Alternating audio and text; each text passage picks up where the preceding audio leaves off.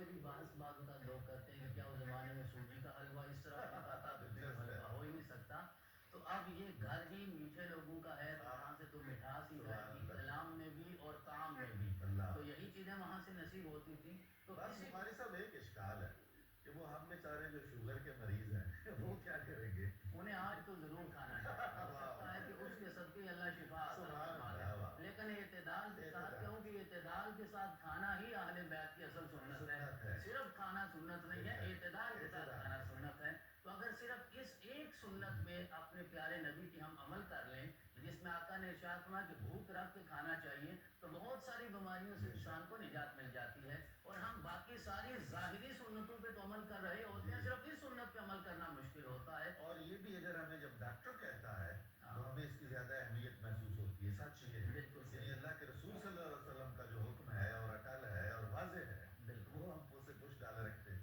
اور جو آپ نے سوال ارشاد فرمایا آپ کے علم کے حوالے سے، تو میں عرض یہ کرنا چاہوں گا کہ اللہ رب العزت نے اس خاندان کو سارے اوصاف اور کمالات عطا فرمائے، شجاعت بھی عطا فرمائی، وقار بھی عطا فرمایا، حسن بھی عطا فرمایا.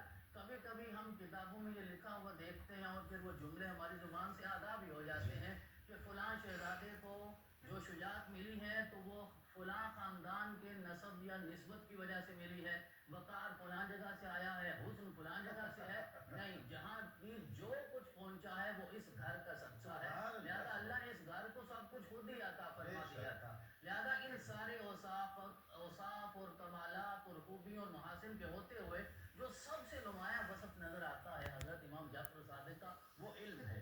تو لہذا اس ہستی کے ساتھ وابستہ ہونے والے اور آج کے دن ان کے کنڈے پکانے والے جو لوگ ہیں اور کھانے والے جو لوگ ہیں، انہیں علم کی طرف بھی رجوع کرنا چاہیے. تب ہی آپ حضرت امام جعفر صادق کی بارگاہ میں کامیاب ہوں گے اور سرخروغ قرار پائیں گے جب آپ علم کی طرف راغب ہوں گے، کیونکہ آپ کو یہی فیضان ہے. اور میں یہ عرض کرنا چاہوں گا کہ قبلہ جامی صاحب نے جو ارشاد فرمایا، چند مبارک نام انہوں نے لیے ہیں کہ فلاں فلاں ہستی سے آپ نے علم حاصل کیا. یقیناً یہی لکھا ہوا ہے کہ فلاں ہستی سے آپ نے علم حاصل کیا، لیکن مجھے لگتا یہ ہے کہ ان ہستیوں نے آپ سے علم حاصل کیا ہے. یہ ظاہری طور پہ ہمیں یوں لگتا ہے سمجھنے کے لیے کہ حضرت حلیمہ سعدیہ نے رسول اکرم کو پالا ہے یا جناب ابو طالب نے رسول اکرم کو پالا ہے. حالانکہ اگر محبت کی نظر سے دیکھا جائے تو ان ہستیوں کو میرے رسول نے پالا ہے، میرے آقا کے جانے سے برکتیں ملی ہیں. تو علم تو ان لوگوں سے، ان ہستیوں نے حاصل کیا ہے حضرت امام جعفر صادق کی بارگاہ سے.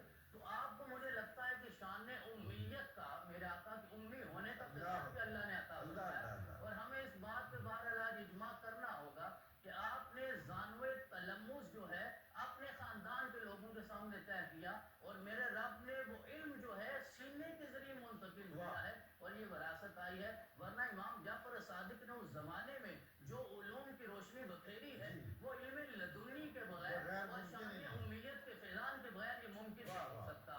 تو آپ صحیح معنوں میں حامل بھی ہیں، وارث بھی ہیں علم مصطفی کے اور علم مرتضوی کے، جو آپ نے ابتداء ارشاد میں مدینۃ العلم اور باب مدینہ العلم، ان دونوں ہستیوں کے علم لے کے جب آپ سامنے آئے ہیں تو پھر ہم آپ کو صرف عالم دین تو نہیں کہیں گے، آپ علم فلکیات کو بھی ماہر ہیں، آپ علم کلام کو بھی ماہر ہیں، فلسفہ ہے، طب ہے، کیمیا ہے. شاید آج ہمیں بھول گیا ہوگا، لیکن ہمیں جابر بن حیان سے پوچھنا ہوگا اس نے زانوِ تلمذ کہاں طے کیا ہے اور میرے رب نے اس کے لیے سارے علوم کے چشمے کہاں سے کھولے ہیں. اور یہ حضرت امام جعفر صادق کا فیضان ہے کہ آپ نے فقہ ہو، قرآن ہو، تفسیر ہو، حدیث ہو، وہ تو ہونا ہی ہونا تھا، لیکن یہ جو جدید علوم ہیں ان کا بھی حسین امتزاج آپ نظر آتے ہیں. تو حضرت امام اعظم جناب امام ابو حنیفہ کی بارگاہ میں جب ہم حاضر ہوتے ہیں تو آپ کا یہ جملہ آج بھی ہمارے کانوں میں سنائی دیتا ہے، اس کی گونج آتی ہے کہ لولا السنتان لہلک النعمان، اگر وہ 2 سال نہ ہوتے جب میں نے پاپوش برداری کی ہے امام جعفر صادق کی، تو نعمان ختم ہو جاتا. اس کا مطلب یہ ہے کہ حضرت امام جعفر صادق کا مقام اتنا بلند ہے کہ آپ کے نالین اٹھانے والے امام اعظم ہو جاتے ہیں، تو پھر آپ کا مرتبہ کتنا بلند ہوگا. اور پھر یہ جملہ واضح طور پہ حضرت امام اعظم نے ارشاد فرمایا، ما رأیت افقہ من جعفر ابن محمد، کہ میری آنکھوں نے جعفر بن محمد سے زیادہ کسی کو فقیہ نہیں دیکھا.